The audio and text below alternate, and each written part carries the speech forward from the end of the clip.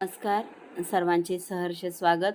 विद्याप्रवेश कार्यक्रम शाळा पूर्व तयारी इयत्ता पहिली वर्गासाठी सन 2024-25 मध्ये आपल्याला यशस्वीपणे राबवायचे आहे.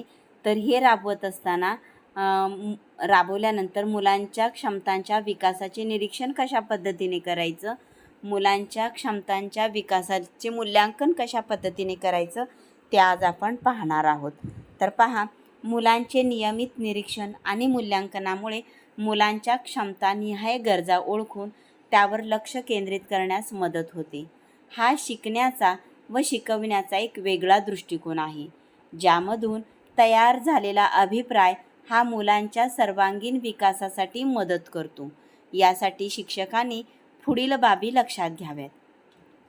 पहिली बाब, मुलांच्या व्यक्तिमत्वाचा विकास आणि शिकण्याची प्रक्रिया समजून घेण्यासाठी मुलाचे विशिष्ट परिस्थितीत गटामध्ये काम करताना वैयक्तिक कृती करताना निरीक्षण करणे महत्त्वाचे आहे. म्हणजे मूल जेव्हा गटामध्ये काम करत असतो, वैयक्तिक काम करत असतो, तेव्हा सतत निरीक्षण करणे महत्त्वाचे आहे. प्रत्येक मुलाचा पोर्टफोलिओ म्हणजेच विद्यार्थी संचिका विकसित करावयाची आहे. यासाठी मुलांच्या क्षमता विकासाचा मागोवा घेण्यास नोंद ठेवण्यास मदत होईल. आता पहा, पोर्टफोलिओ किंवा विद्यार्थी संचिका म्हणजे विद्यार्थ्यांच्या प्रत्येक कृतीचं किंवा क्षमतेचा पुरावा, एखादा फोटो ठेवा, त्यांनी एखादं काम केलं असेल, कोलाज काम, चिकटवही, तो पुरावा ठेवा. प्रत्येक विद्यार्थ्याची एक फाईल करायची आणि त्या फाईलमध्ये विद्यार्थ्यांनी केलेल्या कृतीचे नमुने तिथं ठेवायचे. त्यांनी सोडवलेल्या कृतीपत्रिकांचा संचय करायचा आहे. असं प्रत्येक विद्यार्थ्याची एक संचिका असेल. ओके.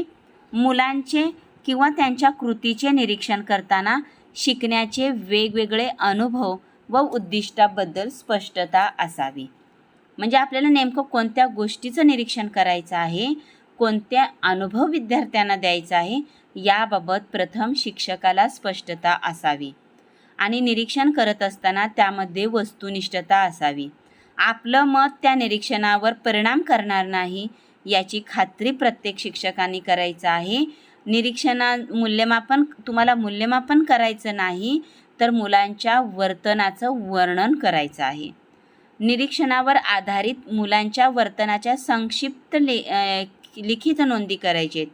नोंदी करताना मुलाची भाषा, सामाजिक संबंध, परस्पर संवादाची पद्धत इत्यादीची नोंद करावी.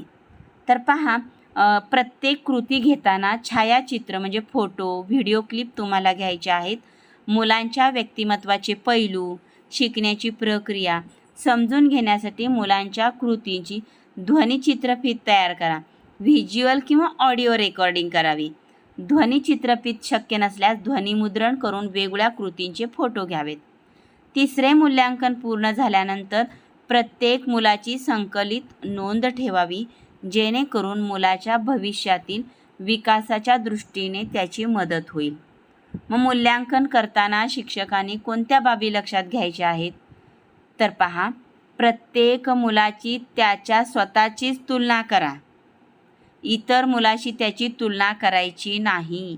मूल शिकत असताना त्याला नेमकी कोणत्या मदतीची गरज आहे ते पहा. कोणत्याही कृतीचे निरीक्षण केल्यानंतर त्या कृतीमध्ये मुलांना पास नापास असा संबोध करू नका. मुलांच्या कृतीचे मूल्यांकन करताना निरीक्षण अनौपचारिक स्वरूपाचे असावे. मुलाला आपली परीक्षा घेतली जात आहे असं वाटता कामा नये. सहजपणे आपल्याला निरीक्षण करायचं आहे. मार्गदर्शिकेत दिलेल्या माहिवार मूल्यमापन तक्त्याच्या नमुन्यानुसार सर्व विद्यार्थ्यांच्या नोंदी ठेवाव्यात.